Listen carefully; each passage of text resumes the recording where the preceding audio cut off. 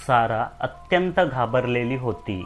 आता तर तिच्या हातापायांनाही कंप फुटला होता आणि त्यामुळेच गाडी सरळ एका लेनमध्ये जाण्याऐवजी डावी उजवीकडे नाचत होती. तिने पुन्हा एकदा वरच्या काचेत पाहिलं. ती काळी स्कॉर्पिओ अजूनही तिचा पाठलाग करत होती. पथदिवे नसलेला लांबच लांब रस्ता, आसपास कुठलीच वस्ती नाही. रात्रीचे 1:30-2 वाजले असतील. रस्त्याच्या दुतर्फा असलेल्या आणि रात्रीच्या काळ्या कभिन्न अंधारात भूताप्रमाणे भासणाऱ्या झाडींमध्ये लपलेले लाखो रातकिडे भन्नाट किरकिर करत होते. आणि हे सगळं कमी म्हणून की काय, एक अज्ञात गाडी मागच्या 2 तासांपासून तिचा पाठलाग करत होती. साराने कधीच देवाचा धावा सुरू केला होता, पण हे संकट आपणच ओढवून घेतलंय याची तिला पुरेपूर जाणीव होती. आठवडाभरासाठी एकटीने कानपूरला जाऊन राहावं लागेल हे जेव्हा तिने आईला सांगितलं तेव्हाच त्यांच्या कपाळावर आठ्या पडल्या होत्या. पण तिने सुरू केलेल्या नवीन इंटिरियर फर्मला मिळणारं हे पहिलंच मोठं कॉन्ट्रॅक्ट होतं. तिथल्या एका मोठ्या उद्योग समूहाच्या ठिकठिकाणी विखुरलेल्या कार्यालयांचं इंटिरियर करायचं होतं. कामाचा आढावा घेण्यासाठी तिला बोलावण्यात आलं. पण 5 कार्यालये, तीही 5 वेगवेगळ्या शहरात विखुरलेली, म्हणजे रोजच्या रोज लांबलचक प्रवास करावा लागणारच. वारंवार कार किंवा टॅक्सी भाड्याने घेण्यापेक्षा स्वतःची गाडीच घेऊन जाणं बरं पडेल असा विचार साराने केला. म्हणूनच ट्रेन किंवा फ्लाईटने न जाता ती टँक फुल करून सरळ आपल्या कारनेच निघाली. पहाटे 5 वाजता तिने घर सोडलं. उद्या सकाळी 7-8 वाजेपर्यंत आपण कानपूरला पोचू असा तिचा अंदाज होता. अधेमध्ये कंटाळा आला की एखादा तास कुठल्या तरी हॉटेलवर थांबून चहा नाश्ता करायचा, थोडं रिलॅक्स व्हायचं, मग पुढे निघायचं. साराच्या आईला म्हणजेच सुरेखाबाईंना अजूनही तिने एकटीने एवढा लांबचा प्रवास करणं पटलं नव्हतं. तिचे बाबा असते तर त्यांनी जाऊच दिलं नसतं. पण 2 वर्षांपूर्वी कोरोनाच्या लाटेत त्यांचा मृत्यू झाला. तेव्हा छत्र हरपलेल्या या घराला सारानेच आधार दिला होता. घर खर्च, लहान भावाचं शिक्षण वगैरे तीच सांभाळू लागली. नोकरीत थोडाफार अनुभव घेतल्यावर आता तिला स्वतःचा व्यवसाय सुरू करायचा होता. स्वतंत्र व्हायचं होतं, उडायचं होतं. आणि उडायची स्वप्ने असणाऱ्यांना जगाची भीती दाखवून घरात कोंडून ठेवता येत नाही. म्हणूनच सुरेखाबाईंनी आपली मातृसुलभ काळजी बाजूला ठेवून तिच्या प्रवासाची संपूर्ण तयारी करून दिली. पहाटेच्या गारगार वाऱ्यात आणि मुंबईच्या रिकाम्या रस्त्यांवर साराने झपाझप अंतर कापलं. नाशिकला तिने पहिला चहा घेतला, पोहे खाल्ले, मग पुढे निघाली. दुपारचं जेवण थोडं उशिरात जळगावला झालं. अंधार पडता पडता ती भोपाळला पोचली. रस्त्यांवरची वर्दळ आता कमी झाली होती. भोपाळ हे मोठं शहरच असलं तरी मुंबईच्या तुलनेत ते फारच ग्रामीण वाटत होतं. सारा ड्रायव्हिंग करून थकली होती. अधेमध्ये तास अर्ध्या तासाचा ब्रेक घेऊन आपण 25-26 तासात कानपूरला पोचू हा तिचा अंदाज चुकला होता. आता रात्रीपुरतं कुठल्या तरी हॉटेलवर थांबून सकाळी पुन्हा बाहेर पडूया तसं तिने ठरवलं आणि हायवेवर गाडीचा वेग कमी केला.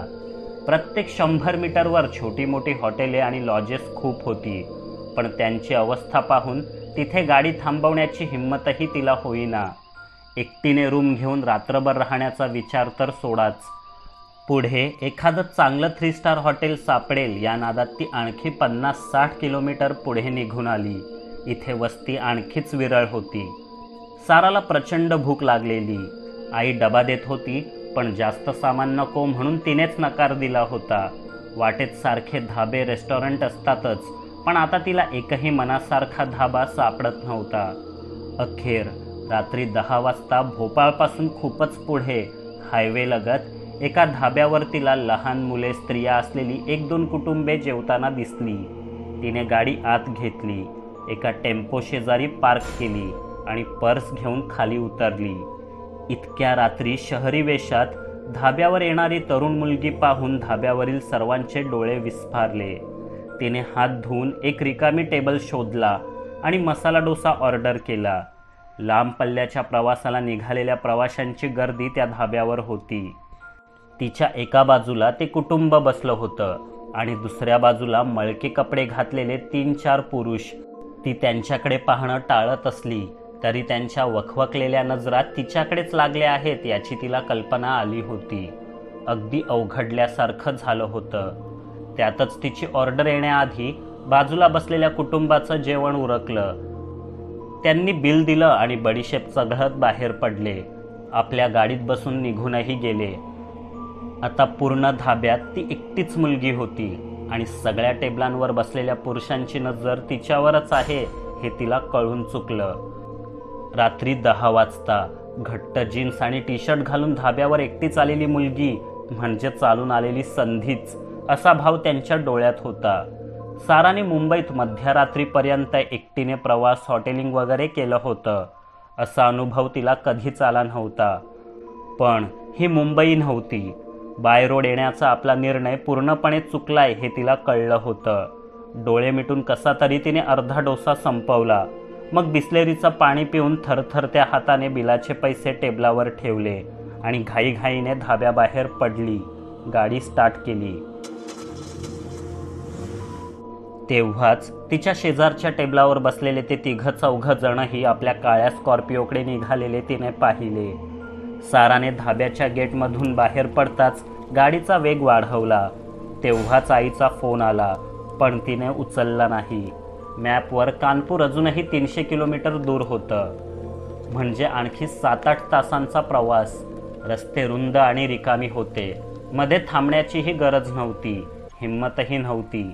तेव्हा आता थांबायचं ते थेट कानपूरलाच असं तिने ठरवलं. आणखी 2-1 तास झाले. तिला जांभया येऊ लागल्या. झाशी मागे पडलं. मध्य प्रदेशची वेस ओलांडून ती उत्तर प्रदेशात पोचली. आणखी 4-5 तासात ती कानपूरला पोचली असती. तोपर्यंत उजाडलंही असतं. ॲपवर तिने तिथल्या एका बऱ्यापैकी सेफ हॉटेलचं बुकिंग करून ठेवलं होतं. आता रस्ता निर्मनुष्य होता.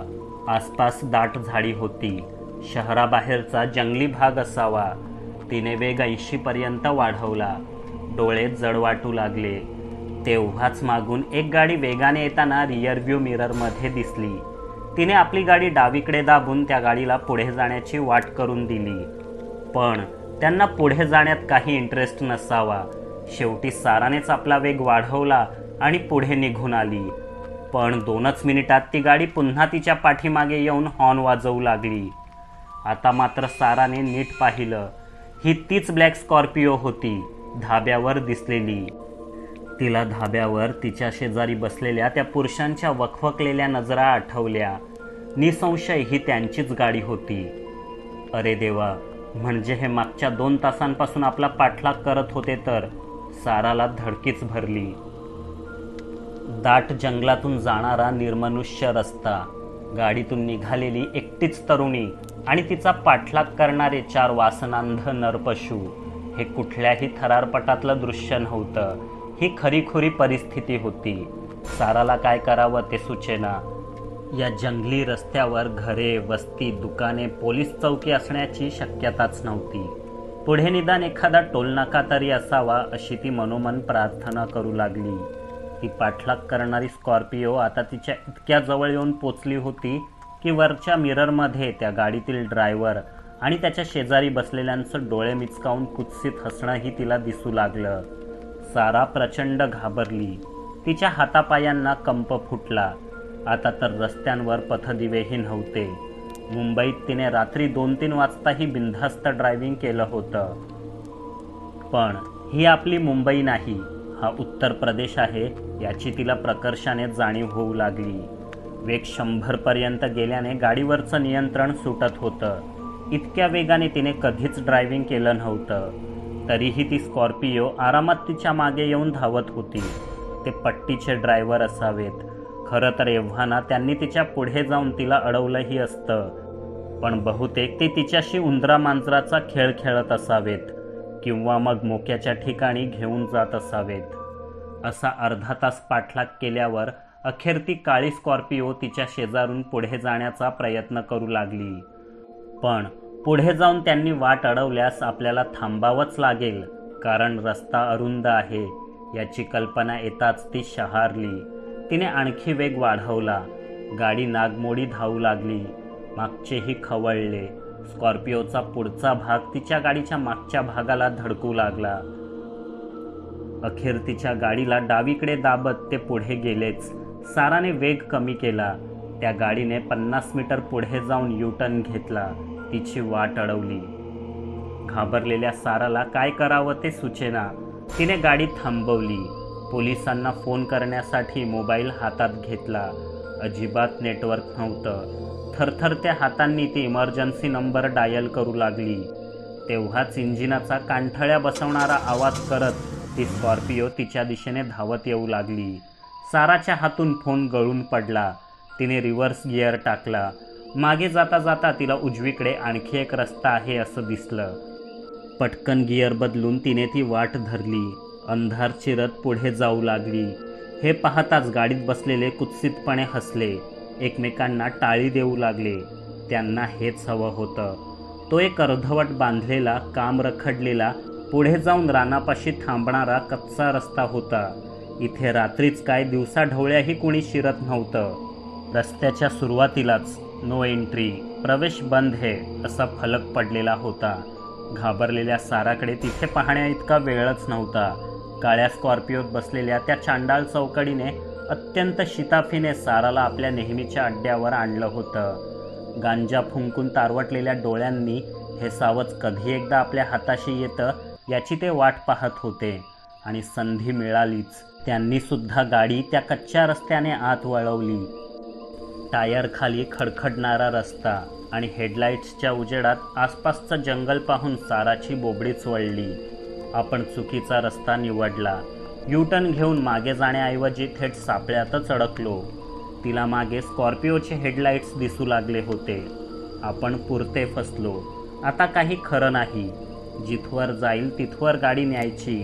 डेड एंड येताच सरळ खाली उतरायचं. रानात धावायचं. जागा मिळेल तिथे दडून राहायचं. नशिबात असेल तर वाचू, नाही तर हाल सोसून मरणं आहेच. देवा, ही कुठल्या पापांची शिक्षा देतोस मला? तिला रडू येऊ लागलं. आणि 5च मिनिटात रस्ता संपून समोर गच्च रान दिसलं. तिने करकचून ब्रेक मारला. निदान सोबत पेपर स्प्रे तरी ठेवायला हवा होता. पण आज घेऊ उद्या घेऊ असं म्हणत तिने तो कधीच घेतला नव्हता. जगातील सगळ्या वाईट गोष्टी इतरांसोबत होतात. आपल्याला काही होणार नाही असा निरर्थक आत्मविश्वास प्रत्येकालाच असतो. म्हणूनच आपण सावधगिरी बाळगत नाही. साराला आता याचा पश्चाताप होऊ लागला. आपली पर्स आणि खाली पडलेला मोबाईल घेऊन सारा गाडी बाहेर पडणार तेव्हाच एक चमत्कारिक गोष्ट घडली. ती स्कॉर्पिओ आपल्या किती मागे आहे हे पाहण्यासाठी तिने वरच्या काचेतून मागे पाहिलं. आणि मागच्या सीटवर कुणीतरी बसलं असल्याचा तिला भास झाला. तिने दचकून मान वळवली, पण मागे कुणीच नव्हतं. दूरवर स्कॉर्पिओचे हेडलाईट्स मात्र चमकले. सारा त्वरेने खाली उतरली आणि रानाकडे धावली. तिला काहीच दिसत नव्हतं. ती ठेचकाळली, अडखळली, झाडांना आपटली, पण थांबली नाही. तिने मोबाईलचा टॉर्चही लावला नाही. अन्यथा तो उजेड पाहून त्यांना तिचा पाठलाग करणं सोपं झालं असतं. तरी शांत रात्री तिने ब्रेक मारल्याचा आवाज ऐकला. ते तावातावाने खाली उतरले. तिच्या गाडीजवळ गेले. आत कोणीच नाही असं पाहून एकाने रागाने जवळचाच दगड उचलून तिच्या गाडीची काचही फोडली. तोही आवाज तिच्या कानांनी टिपला. मग ते चौघे 4ही बाजूंनी रानात शिरले. हपापलेल्या रानटी कोल्ह्यांनी हरिणीचा ठाव हुडकायला सुरुवात केली. सुकलेल्या पालापाचोळ्यात वाजणारी त्यांची पावले 4ही बाजूंनी आपल्या जवळजवळ येत आहेत याची साराला जाणीव झाली. ती आणखी दाट रानात धावू लागली. पण आपण जितके आत जाऊ तितके त्यांच्यासाठी बरेच हे तिला कळत नव्हते. त्या नराधमांना या रानाची चांगलीच ओळख होती. रात्रीच काय, अगदी दिवसा ढवळ्याही त्यांनी कितीतरी जणींना इथे पळवून फूस लावून अपहरण करून आणलं होतं. मग त्यांच्यासोबत वन्य पशूंनाही लाजवेल असं कौर्य करून इथल्याच मातीत दफन करून टाकलं. पालापाचोळ्याने त्यांच्या या दुष्कृत्यावर चादर पसरली होती. इतकं सगळं करूनही या कानाची त्या कानाला खबर लागत नाही हे कळल्यावर त्यांची हिंमत आणखीच वाढली. आज त्यांनी धाब्यावर साराला पाहिलं आणि तिथूनच तिचा पाठलाग सुरू केला. असा एक नंबर शहरी माल पाहून त्या नरपशूंची लाळ गळू लागली. 100-150 किलोमीटरपर्यंत त्यांनी तिचा पाठलाग केला आणि अखेर जाळ्यात अडकवलंच. धावून धावून साराच्या पायात गोळे येऊ लागले. पायात जाडजूड बूट आणि जीन्स घातली असल्याने ओरबाडणाऱ्या काट्यांपासून पायांचं संरक्षण होत असलं तरी ठेचकाळून पडल्यामुळे ढोपरे फुटली होती. छाती भात्यासारखी धपापत होती. आता आणखी धावणं शक्य नव्हतं. ती एका प्रचंड वृक्षाच्या खोडाला पाठ टेकून उभी राहिली. जवळ येत जाणाऱ्या पावलांचा अंदाज घेऊ लागली. त्यांच्याकडे टॉर्च होते. त्या टॉर्चच्या प्रकाशात ते कुत्र्यासारखे तिच्या मागे लागलेले. आजवर कुठल्याच मुलीने त्यांना इतकं झुंजवलं नव्हतं. कधी एकदा ती हाती लागते आणि तिला ओरबाडून काढतो असं त्यांना झालं होतं. साराने नाईलाजाने डोळे मिटले. यापेक्षा जास्त ती पळू शकत नव्हती. मरण, तेही बेअब्रूचं, तिच्या समोर उभं राहिलं होतं. कदाचित तिच्यासोबत काय काय घडलं, ती अचानक कुठे बेपत्ता झाली हेही कधी कोणाला कळलं नसतं. पालापाचोळ्यातून चालण्याचा आवाज जवळजवळ येऊ लागला तसे तिने डोळे उघडले. पण समोर 20-22 वर्षांची एक तरुणी उभी होती. तिने स्थानिक स्त्रियांसारखी वेशभूषा केली होती. इथलीच असावी, पण तिचे डोळे मात्र काही वेगळेच होते. पूर्णपणे पांढरे फटक, एखाद्या प्रेतात्म्याचे असावेत तसे. सारा शहारली. आधीच संकट कमी होतं का? ती तरुणी न बोलता तिच्या जवळजवळ येऊ लागली. अगदी तिच्या चेहऱ्यासमोर येऊन थांबली. साराला तिच्या देहातून जळक्या मांसाचा वास येत होता. सारा काही विचारणार तेवढ्यात त्या मुलीने आपलं तोंड वितभर उघडून किंकाळी फोडली आणि एकाएकी धुरासारखी अस्पष्ट दिसू लागली. नाहीशी झाली. ही काय विचित्र भुताटकी, साराला कळेना. पण तेवढ्यात तिला एक तीव्र झटका जाणवला. हातपाय आखडले, चेहऱ्यावरचे भाव बदलले. एक क्रूर खुणशीपणा दिसू लागला. ती अज्ञात आत्मा साराच्या शरीरात संचारली. वेडेवाकडे पाय टाकत सारा झाडाआडून बाहेर आली. लवकरात लवकर त्या शहरी तरुणीला शोधावं म्हणून ते चौघही वेगवेगळे झाले होते. प्रत्येकाच्या एका हातात टॉर्च आणि दुसऱ्या हातात हत्यार होतं. साराला धाब्यावर पाहिल्यापासून कासावीस झालेला मुन्ना तिला वेड्यासारखा प्रत्येक झाडी मागे शोधत होता. त्याने गाडीत ओढलेल्या गांजाचा प्रभाव कमी झाला म्हणून त्याने खिशातून पुन्हा एकदा कसली तरी पुडी काढली आणि नाकाजवळ ठेवून त्वेषाने हुंगली. जोरदार किक चढली. तेव्हाच त्याला आपल्या मागे कुणाची तरी पावले वाजलेली ऐकू आली. तो झटकन मागे वळला. साराला पाहून खुश झाला आणि चिडलाही. इतना दौड़ा कर यहाँ छिपके बैठी हो कमीनी, तो ओरडला.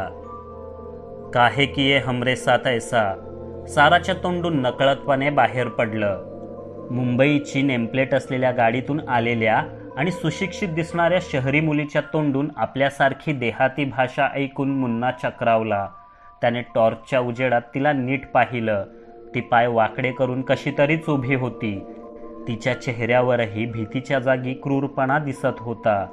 हे नेहमीपेक्षा काहीतरी वेगळंच प्रकरण असल्याचं मुन्नाला जाणवलं. तो घाबरला. त्याने भीत भीत विचारलं, साली कौन है तू? तेरी मौत. असं बोलून सारा चवताळलेल्या वाघिणीसारखी त्याच्यावर धावून गेली. तिने त्याच्या पोटावर असा जोरदार तडाखा दिला की त्याची आतडीच बाहेर पडली. त्याची किंकाळी रानात विरून जाण्याआधीच तिने त्याचे 2 तुकडे केले. रक्ताने न्हावून सारा पुन्हा रानात गडप झाली. मुन्नापासून अवघ्या हाकेच्या अंतरावर शोधाशोध करत असलेला बबलू हा गोंधळ ऐकून सावध झाला. मुन्नाने अखेर तिला धरलंच. तो खुश होऊन घाईघाईने तिथे आला. पण जमिनीवर 2 तुकड्यात मोडून पडलेला, आतडी विखुरलेला मुन्ना पाहून त्याला ओकारीच आली. रानात लपून बसलेल्या बिबट्याचं तर हे काम नसेल ना? तो घाबरला. इथे तिथे टॉर्चचा उजेड फेकू लागला. तेव्हाच पाठीमागून रागीट हुंकार ऐकू आले. तो झटकन मागे वळला. नखशिखांत रक्ताने न्हावून निघालेल्या साराला पाहून दचकला. तुम मारी क्या मुन्ना को? इतना हिम्मत है तुम में? रुक, अभी मजा चखाते है. असं बोलून त्याने तावातावाने मागे खोचलेला गावठी कट्टा बाहेर काढला आणि गोळी झाडली. पण अगदी इंचभर फरकाने त्याचा नेम चुकला. तो दुसरी गोळी झाडणार तोपर्यंत वाऱ्यासारखी सारा त्याच्यापर्यंत येऊन पोचली आणि त्याची मानगूट धरली. तिने अजून जोरात आवळलं असतं तर तो तिथेच मेला असता, पण तिला त्याला इतक्या सहजासहजी मरू द्यायचं नव्हतं. तिने आसपास पाहिलं. तिथे बांबूचं दाट वन होतं. उंचच उंच बांबू पाहून तिला एक जालिम कल्पना सुचली आणि ती क्रूरपणे हसू लागली. आधी गोळी झाडल्याचा आवाज, त्यापाठोपाठ एक आर्त किंकाळी. ही गडबड ऐकून रानाच्या दुसऱ्या कोपऱ्यात साराला शोधणारे तैमूर आणि जग्गी लगोलग तिथे धावले.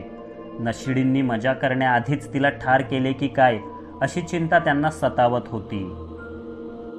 तसे या दुष्कृत्यांचे खरे मास्टर माइंड तैमूर आणि जग्गीच असले तरी संधी साधूपणा करण्यात मुन्ना आणि बबलू पुढे असायचे.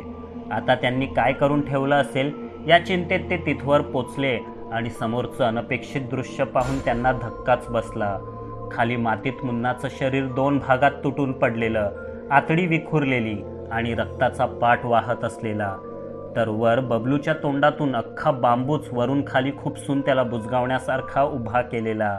त्या बांबूवरून रक्ताची दाट धार वाहत होती. हे इतकं अमानवी कृत्य त्या मुलीने केलं. छे, त्यांना विश्वासच बसेना. कौन किया बे ये सब? पाठीमागून गावठी कट्टा काढून तैमूर ओरडला, पण काहीच प्रतिसाद मिळाला नाही. बबुआ के आदमी होंगे, पिछले हफ्ते कांड किए थे ना, उसका हिसाब लिए है.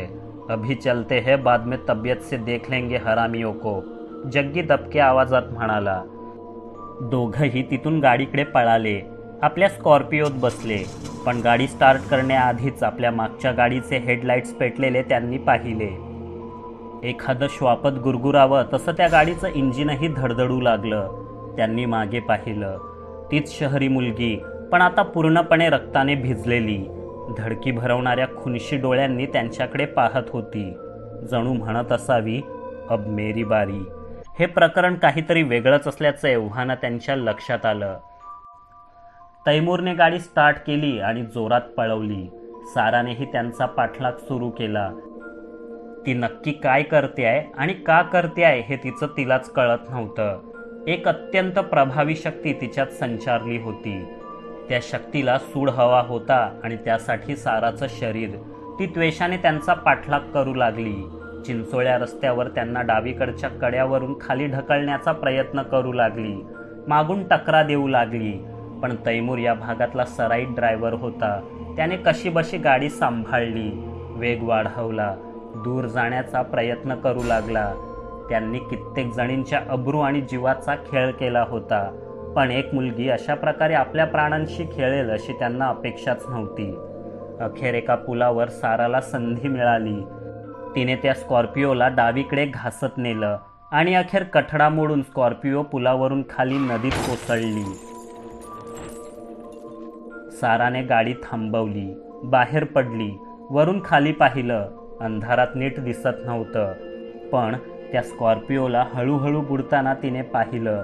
गाडी पूर्णतः दिसेनाशी झाल्यावर तिने डोळे मिटले. झटका बसल्याप्रमाणे ती शहारली. तिचं भान परतलं. काय घडलं हे तिला आठवेना, पण त्या नराधमांच्या तावडीतून सुटलो याचं समाधान होतं. तिने स्वतःचा अवतार पाहिला. पहाट होण्याआधी पुढे कुठेतरी नदी किनाऱ्यावर थांबून अंग साफ करणं आणि कपडे बदलणं आवश्यक होतं. म्हणून ती पुन्हा गाडीत बसली आणि वेगाने कानपूरच्या दिशेने निघाली.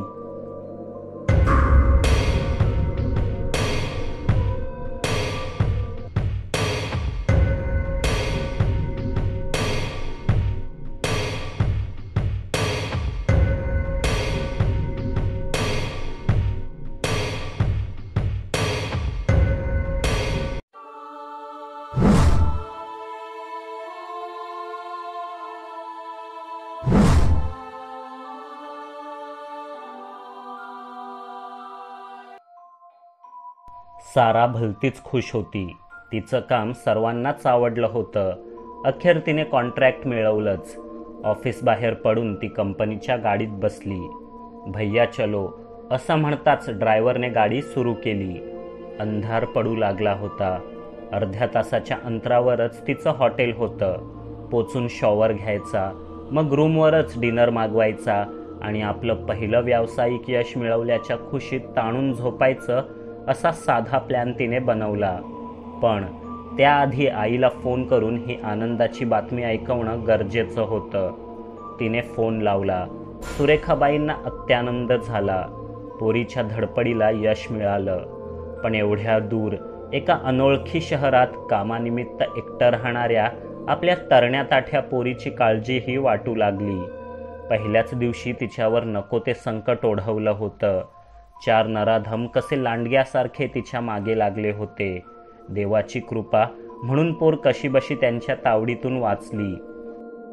नीटनेटकी होऊन हादरलेली सारा जेव्हा हॉटेलवर पोचली तेव्हा सर्वात प्रथम तिने आईलाच फोन लावला होता. तिच्याबरोबर घडलेला प्रसंग ऐकून सुरेखाबाईंनी तिला लगोलग पुढच्या ट्रेनने मुंबईला परतायला सांगितलं. पण सारा निश्चयाने म्हणाली, अगं आई, बाहेर सगळीकडेच असे वखवकलेले लांडगे फिरत आहेत, म्हणून आपण स्वतःला पिंजऱ्यात कोंडून घ्यायचं का?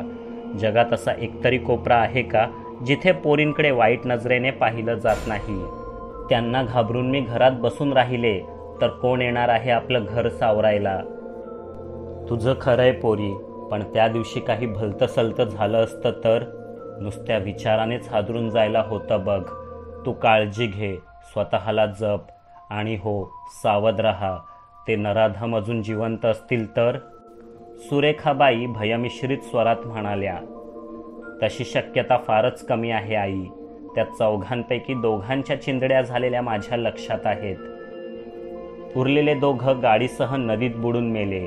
कुठून कसं माहीत नाही, पण प्रचंड बळ आलं होतं त्यावेळी माझ्या अंगात. त्यांना त्यांच्या पापांची शिक्षा मिळाली म्हणूनच मी पोलिसात तक्रार केली नाही. त्या रात्री गाडीला मात्र खूप काही सहन करावं लागलं. मी दिल्याय दुरुस्तीला, होईल 1-2 दिवसात काम पूर्ण. तोपर्यंत कंपनीने दिलेली कार आणि ड्रायव्हर आहेच की. आता त्याच कारमधून हॉटेलकडे निघाले आहे. जेवून मस्तपैकी आराम करेन. तुम्हीही जेवून घ्या. सुशांत अभ्यास करतोय ना बरोबर? त्याला सांग सतत मोबाईलवर व्हिडिओ गेम्स खेळत राहू नकोस म्हणून. असं म्हणून साराने फोन ठेवला आणि खिडकीबाहेर पाहिलं. 2 आठवड्यांपूर्वीची ती भयंकर रात्र आठवून आताही तिच्या अंगावर शहारा आला. पण बाहेर पाहताच हा आपला नेहमीच्या हॉटेलकडे नेणारा रस्ता नाही आणि गाडीचा वेगही अधिक आहे हे तिच्या लक्षात आलं. ती लगेच सावध झाली. तिने पर्स जवळ ओढत विचारलं, भैया कहाँ जा रहे हो? आपने देखा नहीं मैडम जी, एक लाल गाड़ी कब से हमारा पीछा कर रही है. अगर सीधा होटल पर जाते तो उन्हें आपका ठिकाना पता चलता. इरादे नेक नहीं लगते उन लोगों के. उन्हें चकमा देने के लिए मैं बाएं मुड़ा और सीधा हाईवे पर निकल पड़ा, लेकिन फिर भी उन्होंने पीछा नहीं छोड़ा. ड्रायव्हर भीत म्हणाला. साराने मागच्या काचेतून बाहेर पाहिलं. खरंच एक लाल गाडी त्यांचा पाठलाग करत होती. पण तरी या मूर्ख ड्रायव्हरने सरळ हॉटेलवरच जायला नको होतं का? तिथे सिक्युरिटी होती. मॅनेजरने लगेच पोलिसांनाही फोन लावला असता. पण ठीक आहे, बिथरलेला मनुष्य घेतो कधी कधी चुकीचे निर्णय. आपणच आता पोलिसांना फोन करूयात. साराने विचार केला. पण तेवढ्यात ड्रायव्हरने इतक्या वेगाने उजवं वळण घेतलं की तीच सीटवर डावीकडे आदळली. फोन खाली पडला. तिने सावरून बाहेर पाहिलं. ड्रायव्हरने कुठल्या तरी भलत्याच आडरस्त्यावर गाडी घातली होती. आसपास गर्द झाडीशिवाय काहीच नव्हतं. खडबडीत रस्त्यावर गाडी धावू लागली. साराने मागे पाहिलं. ती लाल गाडी आता पाठलाग करत नव्हती. तिने सुटकेचा निश्वास सोडला. कोण असतील ते? आणि माझ्याच मागावर का? मागच्या 15 दिवसात 2दा तिला अशा जीवघेण्या प्रसंगाला सामोरं जावं लागलं होतं. आणि तेव्हाच एक कर्कश हॉर्न ऐकू आला. प्रखर हेडलाईट्स डोळ्यांवर पडले. ती लाल गाडी समोरच वाट अडवून उभी होती. घात झाला. कुठल्या तरी शॉर्टकटने ते त्यांच्या आधीच इथे येऊन पोचले होते. साराने आपली बॅग घट्ट धरून ठेवली. त्या लाल गाडीतून 2घे जण उतरले आणि तावातावाने गाडीकडे धावले. एक जण ड्रायव्हरच्या शेजारी येऊन बसला, दुसरा पाठी साराच्या शेजारी. साराने किंचाळण्याचा प्रयत्न केला, पण त्याने थेट आपली बंदूकच तिच्या कपाळाला लावली. सहयोग कीजिए मॅडम, तो बिना तकलीफ के मारेंगे, वरना तड़पा तड़पा कर धीरे से जान लेंगे. ड्रायव्हर मागे वळून म्हणाला आणि निर्लज्जपणे हसू लागला. म्हणजे तोही या खेळात सामील होता तर. साराला धक्काच बसला. तिने लाल गाडीतून आलेल्या त्या दोघांनाही ओळखलं. ते तैमूर आणि जग्गीच होते. म्हणजे त्या रात्री त्यांची काळी स्कॉर्पिओ पुलावरून नदीत पडूनही ते वाचले होते तर. आता आपलं काही खरं नाही. साराने पर्समध्ये हात घातला, पण तिच्या शेजारी बसलेल्या तैमूरने तो धरला. पुलिस को फोन करना चाहती हो? चुपचाप बैठ जाओ, कोई चालाकी नहीं, त्याने धमकावले. इसे कहाँ लेके जाएंगे कि यही शुरू कर दे? जग्गीने मागे वळून विचारलं. यहाँ नहीं, कभी कभी देर रात गाड़ियाँ आती है इधर, पुराने अड्डे पर चलो, वही मारकर दफना भी देंगे. मुन्ना और बबलू की रूह को भी शांति मिलेगी, तैमूर म्हणाला. ड्रायव्हरने पुन्हा गाडी सुरू केली. साराच्या काळजाचा ठोकाच चुकला. अत्यंत शिताफीने या नराधमांनी तिला पुन्हा जाळ्यात अडकवलं होतं. त्याच निर्मनुष्य रस्त्यावरून गाडी मंदगतीने धावू लागली. साराला काय करावं ते सुचेना. तिने साधी हालचाल केली तरी तैमूरने ताणलेली बंदूक तिच्या मानेत रुतत होती. तो अत्यंत अधाशीपणे तिच्याकडे पाहत होता. पुढे बसलेला जग्गीही सतत मागे वळून मिटक्या मारत तिच्याकडे पाहायचा. अखेर रंगात येऊन तो सांगू लागला. तुम 25वीं हो जाने मन, मज़ा तो बहुत आएगा आज. बस पिछली बार जैसा उधम मत मचाना, वैसे गलती हमारी ही थी. उस रात शराब भी ज़्यादा हो गई और गांजा भी. तुमने उसी का फ़ायदा उठाया और दोनों को जहन्नुम भेज दिया. आज वैसा कुछ करने की सोचना भी मत, वरना. जग्गी ने धमकावलं. इसे बिंदिया की कहानी सुनाइए जग्गी भाई, फिर कोई चालाकी करने की हिम्मत ही नहीं होगी इसकी. ड्रायव्हर दात विचकून हसत म्हणाला. जग्गी पुन्हा मागे वळला आणि सांगू लागला. तो हुआ कुछ ऐसे था. गाज़ियाबाद में रहने वाली बिंदिया हमारे इश्क में पागल हो गई थी. हम दूसरों की गाड़ी चलाते थे, उसे लगा हमारी ही होगी. उसे मुंबई जाकर हीरोइन बनना था. हमने कहा हम बना देते हैं, हमारी बहुत जान पहचान है. वो मान गई. उसे ना अकल थी ना एक्टिंग का पता था. हाँ, दिखने में गजब थी. एक रात हमारे साथ भाग चली आई, आँखों में सपने लेकर. हमने जंगल ले जाकर उसकी ही फिल्म बना डाली.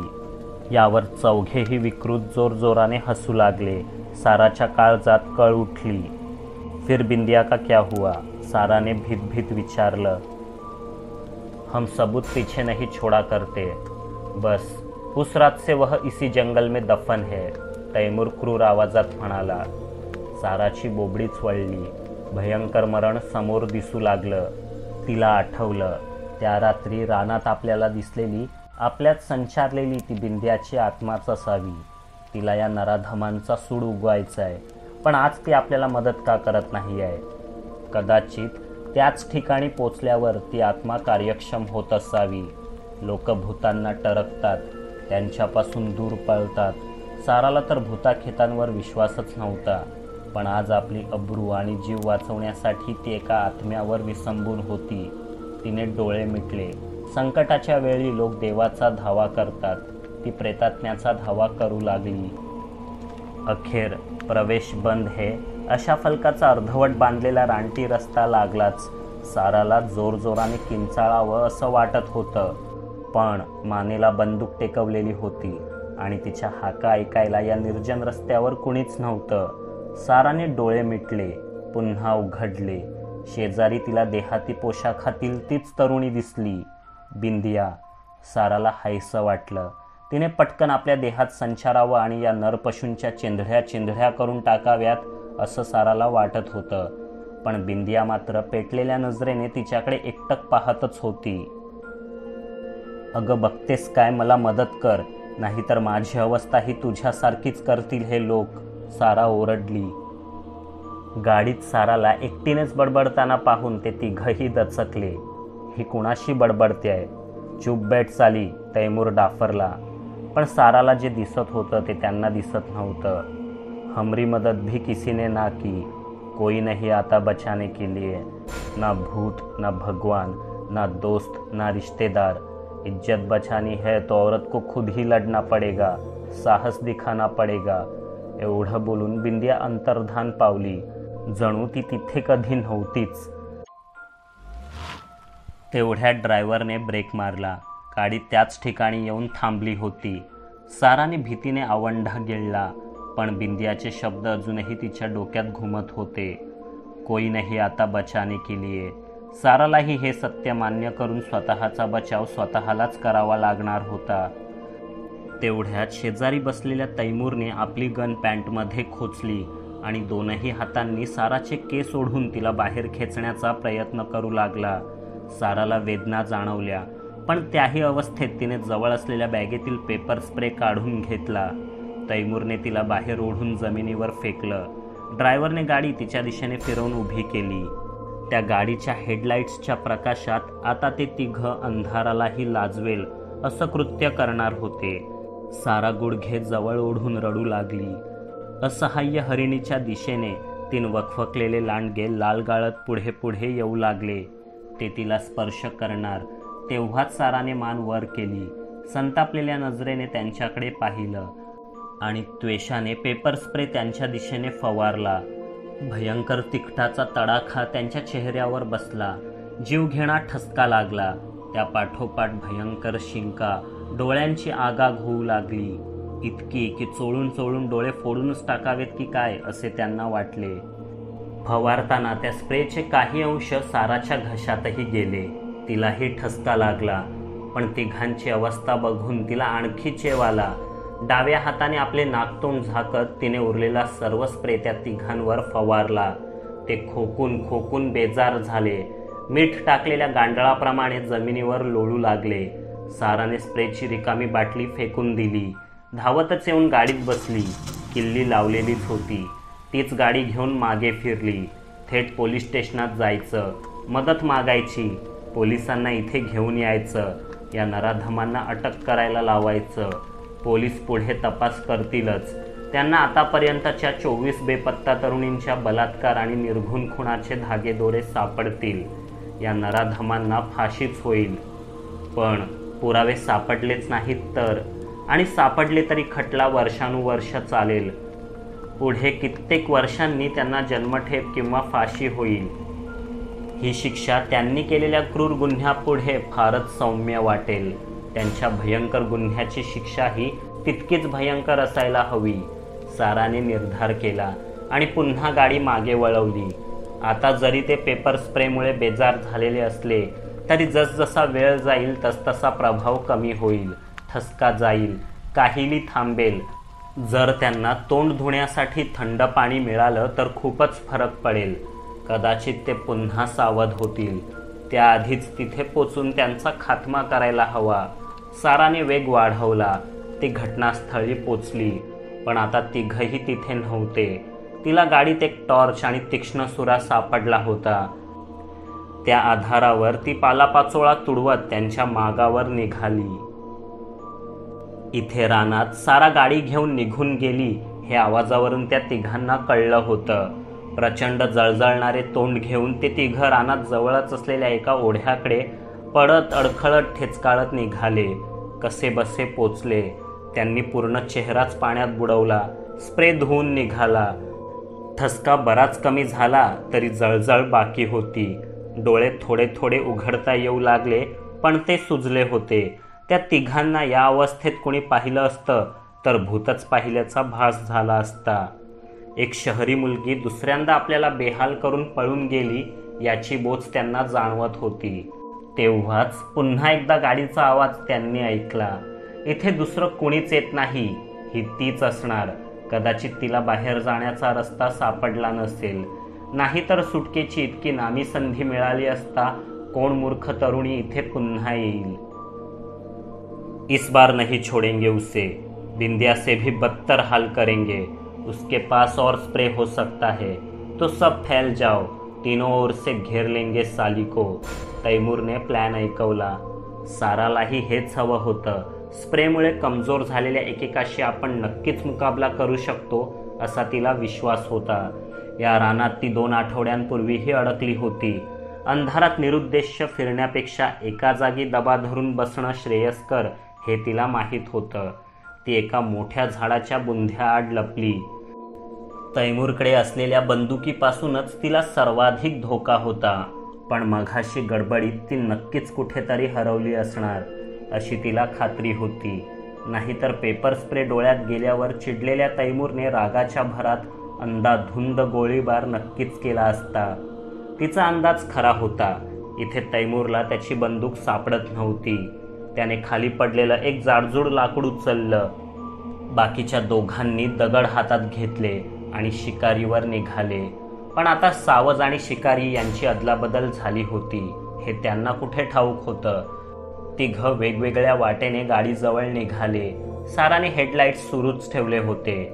ती रस्ता न सापडल्यामुळे गाडीत बसून असेल असा त्यांचा अंदाज होता. प्रथम ड्रायव्हर डोळे चोळत उजवीकडून पुढे आला. दूरवर त्याला गाडीचे दिवे दिसले. तो सावध झाला. हातातील दगड सावरून पुढे जाऊ लागला. तोच शेजारून खसकन कोणीतरी एक धारदार सुरा त्याच्या बरगडीत घुसवला.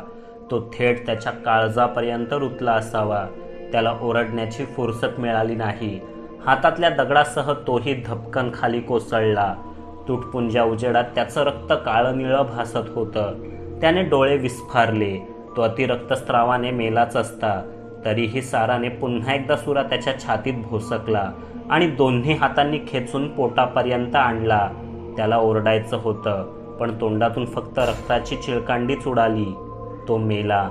त्याला वाटेतून बाजूला सरकवत सारा पुढच्या शिकारीसाठी निघाली. पुन्हा पाचोळ्यावर वाजणारी पावलांची चाहूल ऐकून एका झाडाआड लपली. तो जग्गी होता. अजूनही त्याचा चेहरा प्रचंड जळजळत असला तरी डोळ्यांनी नीट दिसत होतं. त्याने एक सावली झाडाआड लपताना पाहिली होती. ही तीच असेल असं वाटून तो गुपचूप दुसऱ्या बाजूने तिथे पोचला. त्याला पाठमोरी सारा दिसली. आपल्यापासून वाचण्यासाठी ही इथे लपली असावी असं त्याला वाटलं. त्याने दगड गुपचूप खाली ठेवला आणि पटकन झेप घेऊन तिचे केसच धरले. साराच्या डोक्याला एकदम झटका बसला, पण तरी तिने सुरा उलटा धरून त्वेषाने मागे खुपसला. जग्गीला ती सशस्त्र असेल असं वाटलं नव्हतं. तीक्ष्ण सुरा थेट त्याच्या बेंबीत घुसला होता. जग्गीने तिचे केस सोडले. तो खाली कोसळला. त्या संधीचा फायदा घेत त्यानेच खाली फेकलेला दगड उचलून साराने त्याच्या डोक्यावर घातला. एकदा, दोनदा, तीनदा पार त्याच्या डोक्याचं भरीत करूनच ती थांबली. एकाएकी इतकी ताकद आपल्यात कुठून आली हे तिला कळेना. आज बिंद्याची आत्मा नक्कीच तिला मदत करत नव्हती. सारा आता मास्टर माइंड तैमूरच्या मागावर निघाली. पण तैमूर हुशार होता. गाडी घेऊन पळण्याची पूर्ण संधी असूनही ही मुलगी माघारी आली म्हणजे नक्कीच तिला सूड हवा असणार. तिला गाडीतली शस्त्रेही सापडली असणार याची त्याला खात्री होती. म्हणूनच त्याने ड्रायव्हर आणि जग्गीला पुढे पाठवलं आणि स्वतः मात्र गाडीच्या रोखाने निघाला. इथे सारा जग्गीला ठेचत असताना तो गाडीत बसलाही आणि यू-टर्न घेऊन वेगात निघाला. पण थोडं दूर जाताच समोर रक्तरंजित अवस्थेत बिंद्या उभी असलेली दिसली. त्यांनी तिला हालहाल करून मारलं होतं, अगदी त्याच अवस्थेत. पण ही जिवंत कशी, की हे तिचं भूत आहे? तैमूर चक्रावला. त्याचे डोळे अजूनही चुरचुरत होते. बिंद्याला चुकवण्याच्या नादात त्याने वेगाने गाडी वळवली आणि अंधारात न दिसणाऱ्या एका कातळावर आदळला. गाडीच्या पुढच्या भागाचा चक्का चूर झाला. तैमूरचेही डोके फुटले, पण तो मेला नाही. तैमूरचे दोन्ही पाय अडकून बसले. त्याला बाहेर पडता येईना. गाडीचं दारही उघडेना. त्याने आपल्या शेजारची काच खाली करून डोकं बाहेर काढलं आणि मदतीसाठी ओरडू लागला. पण अंधार चिरत समोर आली ती साराच. तिच्या हातातील सुऱ्यावरून अजूनही रक्त ठिपकत होतं. तैमूरला मूर्तिमंत मृत्यू दिसू लागला. आजवर त्यांनी बळी घेतलेल्या 24 जणींच्या चेहऱ्यावर शेवटच्या क्षणी होते तसाच भाव आता त्याच्याही चेहऱ्यावर होता. साराने गाडीच्या खिडकीतून बाहेर काढलेलं त्याचं डोकं धरून ठेवलं आणि आत हात घालून काच वर सरकवायला सुरुवात केली. त्याचं डोकं काचेत अडकताच तिने हात काढून घेतला. पाय चेंदामेंदा झालेल्या गाडीत अडकलेले, हात जायबंदी आणि मान काचेखाली अडकवून ठेवलेली अशी तैमूरची दयनीय अवस्था होती. साराने गाडीकडे पाहिलं. इंधन गळू लागलं होतं. ठिणगीही उडत होती. थोड्याच वेळात गाडीचा स्फोट झाला असता म्हणजे तिला काही करण्याची गरज नव्हती. ती हसली आणि गाडीपासून दूर दूर जाऊ लागली. विकृत तैमूर जीव वाचवण्यासाठी ओरडत होता, पण त्याच्या मदतीला कुणीच येणार नव्हतं. ही जागाच अशी होती जिथे 24 जणींचा हृदयद्रावक आकांतही विरून गेला. तिथे तैमूरच्या हाका कोण ऐकणार? क्षणार्धात गाडीने पेट घेतला. आत त्याचं शरीर जळत होतं आणि खिडकीबाहेर अडकलेलं त्याचं डोकं टाहो फोडत होतं. तो टाहो ऐकून 24 जणींच्या अतृप्त आत्म्याला समाधान लाभलं असेल. सारा आता अधिक आत्मविश्वासाने त्या जंगलाबाहेर चालतच निघाली. तिच्याकडे तिची पर्स होती. पर्समध्ये पेपर स्प्रेची आणखी एक बाटली आणि मनात दृढ विश्वास. दुनियेचं जंगल तैमूरसारख्या लांडग्यांनी भरलेलं असलं तरी सावधगिरी, पूर्वतयारी आणि आत्मसंरक्षणाचे धडे गिरवलेले असले की कुणाच्या मदतीची गरज नसते, मदत येणारही नसते. बिंदिया बरोबर म्हणाली होती, बेसावध असलेल्यांच्या मदतीला कुणीच येत नाही. ना भूत, ना भगवान, ना दोस्त, ना रिश्तेदार.